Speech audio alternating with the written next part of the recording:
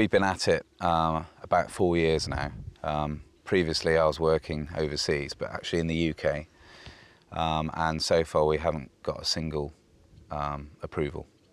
We've had one project turned down, one expected to be turned down. This is at the local level. One project turned down, 2 projects expected to be turned down, and 1 project which is an extension to an existing project, which we're hoping will go through. It's quite a small project, but that may well be it for this year. And we got other projects going in, but it's very disheartening. Actually, as far as we can see, it's getting worse. It's not getting better.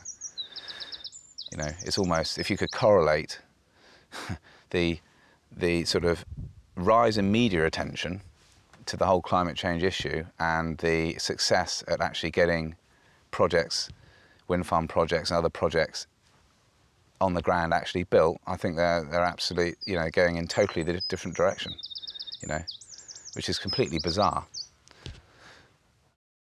Starting to feel like it's a bit of a waste of a life, frankly.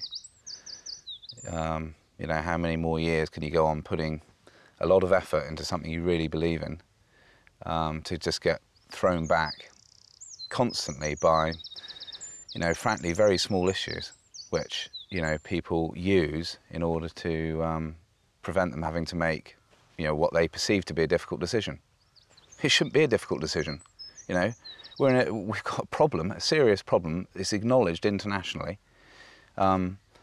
These are sort of projects that can at least start to help to make a difference.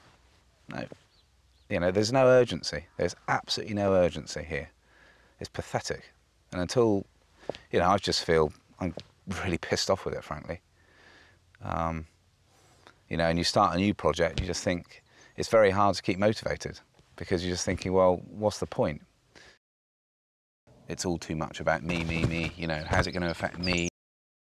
My health, it may affect the value of my property. It's going to affect me. To actually move away from that and say, well, it may affect me, there may be some impact on my life, but actually the impacts of climate change are going to affect everybody in a huge, disproportionate way. And I need to get away from, you know, my own individual circumstance and think beyond that. I've got to think corporately, if you like. I've got to think communally, and it's an anathema, you know, in the sort of the British psyche. You know, you could argue it all started with Maggie Thatcher, but I'll get into that at another time. But you're asking people to think in a way that they have not been used to thinking in. You know, we don't think in community terms. We don't think in wider terms. You know, we think about, you know, where our kids go to school and the value of our house and our view and how it affects our recreational thing. And we're not capable, it seems, or we're not used to thinking, actually, let's do something for the wider community, for the benefit, you know, our little bit for the benefit of the global community. We're prepared to we're prepared to consider the fact that Bangladesh might get completely flooded, yet we're not prepared to accept the fact that we may have to make fewer car journeys, or we may have to accept a wind farm in our landscape, or we may have to accept the fact we have to use a little bit less energy, you know. But we're quite prepared to accept the fact the sea level may rise and that, you know, Bangladesh may get flooded, or that vast parts of Africa will become completely uninhabitable, you know, that the rainforest may disappear. You know, all these things we're quite prepared to accept for a possibility. But crumbs, if you're telling me that the value of my house might go down by £10,000, forget it.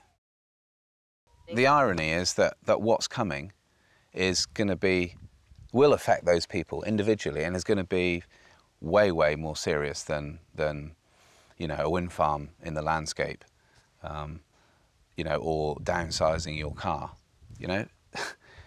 It's just, you know, we are looking at potential catastrophic events here. Every single person will get affected.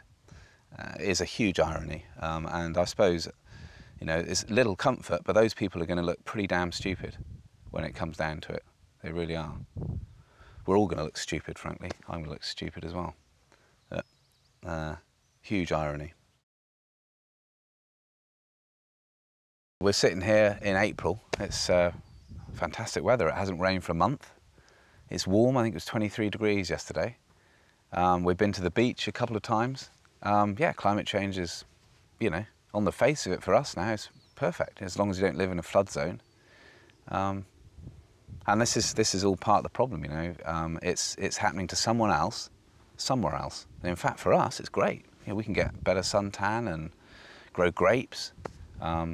That's wonderful. Go to the beach whenever we want.